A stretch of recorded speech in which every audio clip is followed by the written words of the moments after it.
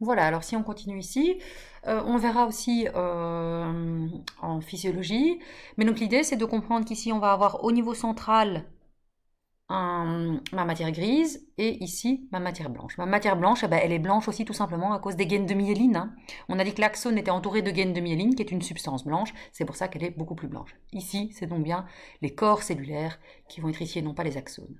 Maintenant, pour bien comprendre comment est-ce que ça fonctionne, ce qu'on va aussi retenir, c'est qu'effectivement, au niveau dorsal, on va avoir la partie sensorielle. Au niveau ventral, on va avoir la partie motrice. Ici, ce qui est important de comprendre aussi, c'est qu'on va avoir la partie motrice ici, qui va être divisée en plusieurs parties. Une partie ici au bout de la corne et une partie plus centrale. Même chose ici, on a le bout de corde et puis plus centrale. Ce que je veux que vous compreniez ici, c'est tout simplement que par ici, vers l'extérieur, on va avoir tout ce qui est la partie sensorielle et la partie motrice des extrémités, si vous voulez. Donc ici, les différents muscles, et ici, ben, la peau, par exemple, au niveau sensoriel. Tandis que plus on va vers l'intérieur, ici, plus on va arriver à la sensibilité et la motricité des viscères. Pourquoi est-ce que ces éléments sont plus centraux? C'est tout simplement une deuxième protection. S'il y a section de la moelle épinière, hein, donc c'est-à-dire qu'il y aurait une coupure, qu'est-ce qui va se passer? Eh bien, effectivement, il va y avoir une partie qui va être abîmée, qui peut être abîmée, c'est ce qui donne par exemple des paralysies partielles. Eh bien, c'est quand c'est uniquement cette partie-ci, les extrémités qui sont abîmées. Les viscères ici, la motricité des viscères reste fonctionnelle. Et c'est ce qui fait que quelqu'un qui serait paralysé de ses membres, eh ben, il n'est plus capable de bouger ses jambes ou ses bras, mais par contre, son système respiratoire et ses viscères fonctionnent normalement. Okay, même chose pour, donc ça c'est pour la partie motrice. Pour la partie sensorielle, c'est la même chose, c'est-à-dire qu'on peut perdre la sensibilité au niveau des jambes et des bras, par exemple, ou des mains, mais par contre, on va garder la sensibilité au niveau des viscères. Voilà. Donc ça, c'est un premier élément qui va être important. Ici, à nouveau, on voit le canal central. Hein, je vous avais dit, donc la moelle, elle est entourée de liquide céphalorachidien. Il y a aussi ici le canal de l'épendymère, hein, avec ses cellules épendymères qui vont être ici et qui permettent d'ailleurs la circulation du liquide céphalorachidien. Alors, si on continue, dans le système nerveux central, on a vu que donc on avait la moelle épinière, qu'on avait le bulbe rachidien, le tronc, tout ce qui est tronc cérébral plutôt, voilà, dans lequel il y a le bulbe rachidien, mais on avait aussi le cervelet.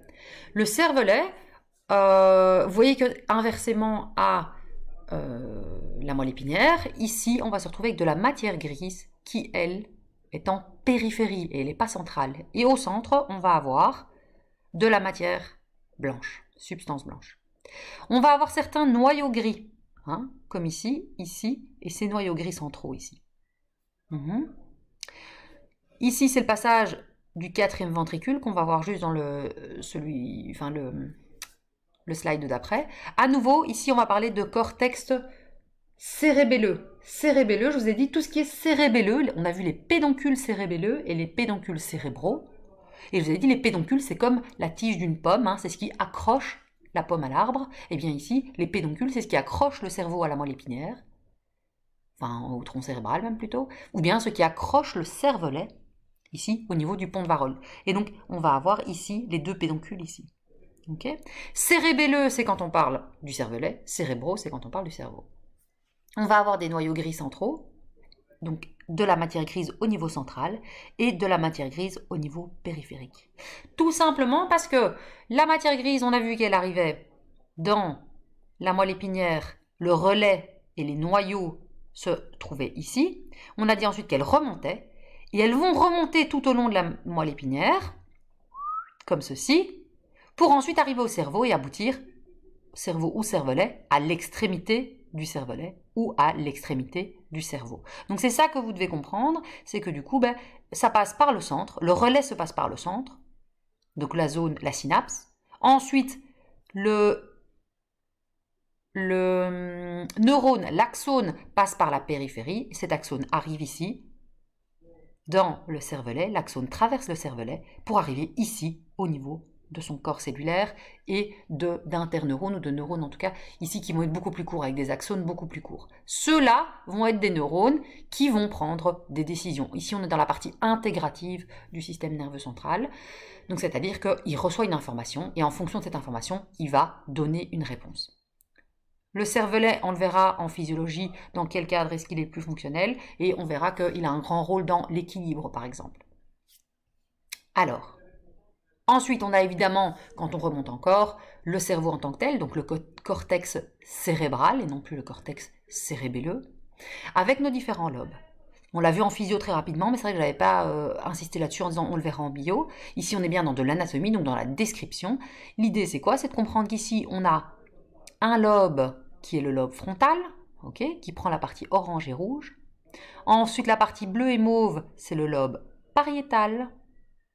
On a ici le lobe occipital, le lobe temporal et un lobe qui est plus en profondeur, le lobe insulaire. On a donc bien 1, 2, 3, 4, 5 lobes différents. Okay, seulement 4 sont visibles de l'extérieur. On a différents sillons qui vont être importants et que vous devez être capable de positionner sur un schéma. Alors, on va ici avoir au numéro 4 le sillon central ou la scissure de Rolando. La scissure de Rolando, c'est une scissure qui est très importante puisqu'elle va délimiter le lobe frontal du lobe pariétal. Okay, mais elle va aussi différencier, on le verra en physiologie, les différentes zones. Hein. On avait vu qu'on allait avoir les informations visuelles qui arrivaient ici au niveau du lobe occipital. Et je vous avais dit, l'information brute va arriver dans une zone, dans une aire d'ailleurs. Et puis ensuite, l'intégration de l'image reçue, donc la compréhension si vous voulez, le lien avec ce qu'on connaît, va se situer dans l'aire qui est juste avant.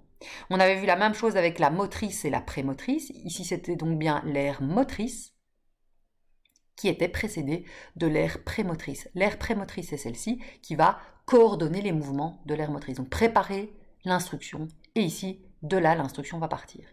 Ici, c'était bien la partie sensitive. Okay, l'aire sensitive. Et ici, c'était l'aire d'association. L'aire d'association, c'est-à-dire qu'il reçoit une information et votre cerveau, ici, fait des liens entre ce qu'il connaît déjà et l'information qu'il reçoit. Okay, et donc, c'est pour ça que ces sillons vont être importants. Ici, ce sillon-ci, donc la scissure de Rolando, elle est très importante.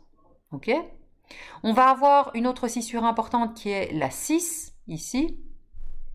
La scissure de Sylvius, comme vous voyez ici. La scissure de Sylvius, elle va être importante puisqu'on va voir qu'au niveau de l'ouïe aussi, ça va se situer proche de la scissure de Sylvius, le long de la scissure de Sylvius. Ensuite, le sillon préoccipital qui va être important pour pouvoir délimiter justement la partie du lobe occipital qui nous intéresse particulièrement puisque c'est là que se situe l'analyse et l'interprétation de la vision. Et c'est plus ou moins les deux, enfin c'est surtout celui-ci, hein, Sylvius et Rolando que je vous demande de connaître. Ok? Et puis ensuite, évidemment, les différentes parties. Donc ça, c'est pour les différents lobes. Maintenant, comprendre comment fonctionne le lobe, on va couper le cerveau. On va faire une coupe ici, à ce niveau-ci. Okay. On se retrouve du coup à nouveau à une structure, si vous y regardez de plus près, qui ressemble à la structure du cervelet, c'est-à-dire qu'on va avoir des noyaux gris centraux, que vous voyez ici. Okay. Ici, ce sont différents noyaux gris qui vont être centraux. Ici aussi. Ah non, ici c'est le ventricule, pardon. Et ici, on va avoir de la matière blanche ou grise aux extrémités. Matière grise, évidemment, hein. C'est les noyaux basaux. Donc les noyaux basaux, c'est ici, ceux qui vont être à l'intérieur, c'est bien là où on a les noyaux, hein, les corps cellulaires. Et ensuite, on va ici avoir tous les noyaux d'intégration. Okay, donc ça va être l'aboutissement des différents neurones. Donc c'est ici que les neurones sensitifs, qui vont remonter depuis la moelle épinière dans la substance blanche, vont traverser le cortex et venir aboutir à l'extrémité, ici. C'est ici qu'une décision va être prise. En tout cas, on va avoir des interneurones qui vont faire déplacer dans le cortex cette prise de décision. Et puis ensuite, au niveau du lobe frontal, Donc on a une analyse ici, une information qui est transmise, et là par contre c'est de là que vont partir les informations et repartir vers les différents organes à travers la moelle épinière. Ok? Donc on a aboutissement d'une information ici, mais on a aussi départ d'une information selon qu'on se trouve ici. La coupe, si elle est faite au niveau du lobe frontal ou si elle se situe au niveau du lobe pariétal. Donc selon qu'on est ici ou ici, ça va être différent. Ici, les noyaux, la périphérie grise, c'est une information qui part de là et qui va donner une réponse motrice. Si on coupe ici, les noyaux gris, c'est là où aboutissent les informations provenant des différents neurones et qui vont aboutir ici. Ok? Alors, on n'oublie pas qu'on a effectivement nos 4 ventricules, que voici. Ici, on les voit autrement. Je vous avais dit comment essayer de voir les différents ventricules. Et on a vu que ici, on avait le plexus choroïde, dont j'ai parlé dans le cours de physio, qui lui va fabriquer le liquide céphalorachidien. Ce liquide céphalorachidien qui va s'écouler ici au niveau, le canal central de la moelle épinière, l'épendym, canal épendymaire. On va avoir ici le liquide céphalorachidien, mais aussi aqueduc du mésencéphale. On va avoir ici une sortie de liquide qui va permettre d'avoir du liquide céphalorachidien qui vient aussi entourer le cerveau. Donc on se retrouve avec du liquide céphalorachidien autour et au centre de la moelle épinière. Ça va? Donc ça c'est vraiment important. C'est la même chose qu'il est marqué ici avec le canal de l'épendym. Ici on a donc bien la moelle épinière qui continue. On a donc vu le cervelet, le cerveau et la moelle épinière, moelle épinière, je vais y arriver. Au niveau du cerveau, je vous ai donné les différentes aires qui sont ici. La zone, on le voit dans l'autre sens cette fois-ci, avec le cervelet à l'arrière. Et donc ici, on a bien la partie frontale. Okay. On a bien la partie motrice, prémotrice. Ici, on est bien dans la partie sensitive. Et ici, dans la partie d'association des éléments sensitifs. Ici, c'est bien la partie visuelle, ici primaire, et la partie d'association qui se situe ici. On va avoir la même chose au niveau de l'oreille, que je vais pas trouver directement. Voilà, ici, auditive primaire et d'association. Si on suit, on est bien ici. Donc ici, on a aussi la partie auditive primaire et auditive d'association. Donc à nouveau, c'est chaque fois au centre la primaire et puis juste autour l'association. On est bien ici au niveau de cette fameuse scissure de Sylvius. Alors que ici, c'est bien la scissure de Rolando. Et effectivement. Si maintenant on fait cette coupe, ici, eh bien on va voir, selon qu'on est dans le sensitif ou dans le moteur, ça va un petit peu changer. Mais donc ici, ce qu'on essaie de vous montrer, c'est qu'on va avoir des informations qui viennent du corps. Et selon d'où elles viennent, elles vont aboutir à des endroits différents. Même chose, lorsqu'on donne un ordre, elles viennent de quelque part et elles partent de quelque part et elles vont aller directement vers un organe. Ce qui veut dire que ici, c'est la partie sensitive qui nous intéresse. Et donc, ici, tout ce qui va arriver au niveau, comme information provenant de l'estomac, va arriver ici. Pharynx, larynx, les joues, lèvres inférieures, supérieures. Ici, c'est ce qui vient au niveau de la langue. Ici, on voit qu'on a une partie, alors la taille, elle représente aussi l'importance de l'élément. On est dans du sensitif, donc effectivement, ce qui est sensitif, c'est principalement nos mains, nos pieds.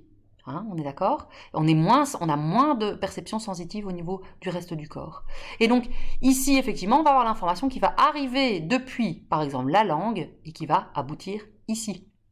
On va avoir des informations qui arrivent depuis le doigt, par exemple l'index, et qui va arriver ici. Donc ça, c'est l'aboutissement. Toutes les informations qui viennent du doigt vont aboutir ici pour être traitées. Si on est dans la partie sensitive, ça veut donc bien dire que ça va arriver au niveau sensitif, la partie sensitive étant celle-ci. Donc ça veut dire qu'ici, c'est comme si on avait coupé ça. On voit que le majeur, ça arrive ici, elle arriverait donc plus ou moins à cette hauteur-ci. Ça va? Donc tout ce qui vient de l'index arrive ici au niveau de votre cerveau. Tout ce qui vient de votre estomac arrive plutôt ici, au niveau de votre cerveau. Ok? Tout ce qui arriverait de la bouche arrive ici. Vous avez compris l'idée.